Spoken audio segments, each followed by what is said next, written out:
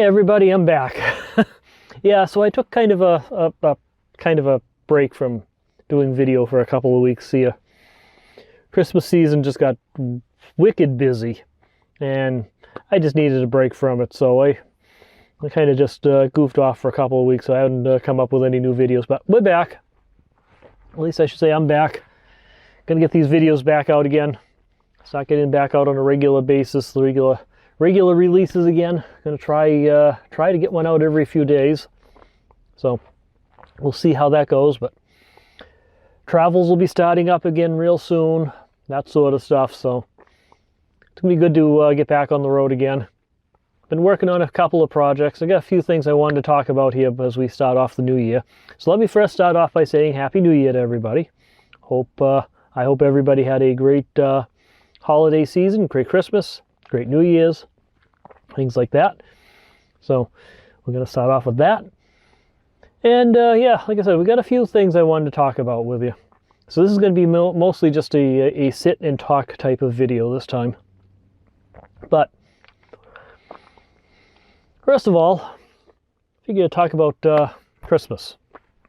Now, my family, as I said in the last video, wasn't doing a big gift exchange or anything like that. But I did get a few nice items for Christmas, so let's start off with this one, which was an absolute surprise to me. This came a couple weeks before Christmas from Lori, one of the channel subscribers and a fellow ham radio operator. She sent me this cool book here. It's like kind of the history of the Kangamangas Highway. And yeah, there's a wealth of information in this book, so I am really looking forward to going through it. And look, it's a photo of the East Branch and Lincoln Railroad there, right? Which is the railroad lines that go through the whole area where I do most of my camping in the wintertime, Hancock Campground. So all kinds of interesting history, and don't mind the furnace running. It's cold outside. It's 24 degrees outside, so the furnace needs to run. So we're on the lapel microphone this time though, so hopefully you're not picking it up too much. I want to be hearing me, not the furnace. Anyway, thank you, Lori. This is this is great. This was a pleasant surprise. I really enjoyed that. And let's see, my parents gave me a couple of Christmas presents, including a pizza peel. It fits perfectly in my little camping oven. So yeah, I'm looking forward to trying this out. This is just the right size for it. It fits perfect. I know I was struggling with the spatula trying to get pizzas out of the oven, so I think this is going to come in very handy as you get deeper into using that oven. So I'm looking forward to that one. And I also got, I can't really show you too easily here, but here's some shots of it, but I also got an electric blanket. 12-volt electric blanket. Absolutely perfect. It draws about 3.5 amps on the battery, but it warms up nicely. It's not super hot or anything. It does have a 45-minute timer on it, so it shuts off after 45 minutes. But overall, it's not bad. It's a nice little addition to the van. So what I've been doing with it is I turn it on about half an hour or so before I go to bed, get the bed all nice and warm. Then when I'm ready to go to sleep, I shut it off, turn it back on again to reset the 45-minute timer, and climb under the blankets and get nice and warm and fall asleep. By that point in time, my body heat takes over and keeps me nice and warm through the night. But yeah, it's nice having that electric blanket there while I'm falling asleep. So that was an awesome gift too. And this was an after Christmas purchase, so I kind of got myself this. But it's a new hat. It's fleece lined. Picked it up at Walmart. I think this is going to be also a very nice addition there for those cold camping trips there when I'm doing out some winter hiking and that. So, which will be coming up shortly. So, trips, like I said, trips are coming pretty soon, and we're going to get back out on the trails again and get out on these adventures. I'll show you a quick little project I worked on. I actually just did this today. I moved my ham radio transceiver up onto the ceiling. So another item. Well, I bought this as another Christmas present for myself. I bought the mobile bracket up at Ham Radio Outlet up in Salem, New Hampshire, and mounted my FT991 up onto the ceiling here. You can see it comes on nicely, and I know not the best lighting for what you guys can see, but you'll be talking about this more in some upcoming videos. But frees up some counter space here now, because now my radio's up here out of the way. So this will be a really useful upgrade, especially when I expand the countertop all the way down here. That's going to be nice. Some upcoming projects there. And yes, I still got all the Christmas lights. We got another project going on over here. We're going to talk about that in the next video. But I do have one other thing I do need to talk about today. And that's my, it's going to be about my employment. So we have a little bit of a conundrum here. And this could have some big implications on my ability to run this YouTube channel, take my travels, things like that. So hopefully we can work this out. But yeah, a little bit of a problem. Just before Christmas, I was informed by my biggest client, and you know I'm self-employed. I do IT support for various businesses plus residential stuff and things like that, but mostly businesses. And so my job basically, I'm an IT consultant, IT specialist, freelance IT specialist would be probably the best description of my what I do. But I was informed just before Christmas that my biggest client is selling the company to a much bigger company. And this much bigger company does have their own IT staff on board. So this is where the conundrum comes in. The sale happens at the beginning of March.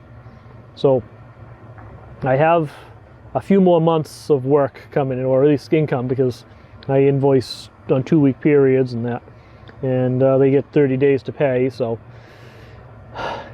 even if I stopped at the beginning of March, I should have checks coming in through March. But after that, I don't know what's going to happen. So there's a couple different scenarios that could play out here, and I'm not thrilled with either of them. So scenario one is that the new company takes over, and I'll help them in the transition, and then they'll probably then they could let me go at that point, and I lose my biggest client at that point, and a huge chunk of money. And unfortunately, it's a sizable enough of a chunk that I wouldn't, if I don't find replacement work for it, I won't be able to pay my bills. And if I can't pay my bills, I certainly can't take adventures. And yeah, that's a problem. The other possibility is that they could hire me, or offer to hire me on board as part of their IT staff, which would mean a full-time 40-hour-a-week, no longer being self-employed, things like that. And that's not an area I ever wanted to be in either. I like being self-employed. I like the flexibility in my scheduling. I like being able to take my adventures. No, I don't really care for the inconsistency of funds coming in and not having a lot of money in the bank all the time. But I love being able to just go out on a camping trip whenever I feel like it, any time of the year. And I love that kind of flexibility, and I want to hold on to that. So I would be absolutely miserable doing a 40-hour-a-week job where I have to put in for time off and that sort of stuff, like what most people consider to be the American dream. I just wouldn't be happy there. I like it where it is. And so this is bringing up a conundrum. So in scenario one, I'm not going to have enough money to travel. In scenario two, I'm not going to have enough time to travel. So as I said, this could have some unfortunately big and negative impacts on my ability to continue this YouTube channel. So we're trying to figure out what I can do. Well, yeah, I'm trying to figure out what I can do about this problem. And I'm not quite sure what the answer is yet. So I'm working on some options here. I'm not quite sure what is the totally best solution to this conundrum. But what I'm aiming for, first of all, I'm stepping up my marketing and trying to find more clients.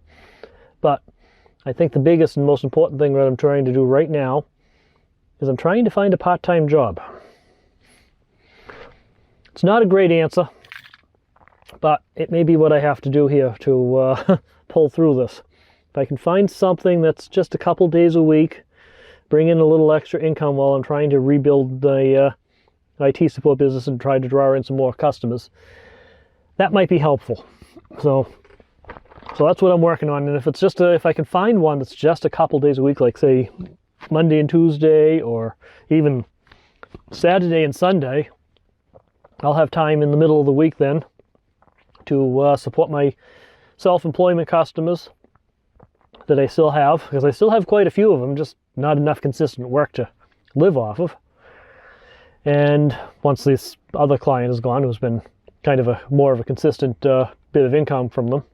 But if I can find something that's a couple days a week like that, then I have the rest of the week to do my trips and work and other things. So it wouldn't bring in a huge amount of money, but if it just bring in enough for me to be able to pay the bills, a few years back it wouldn't have been a huge issue anyway, because things weren't as expensive as they are now.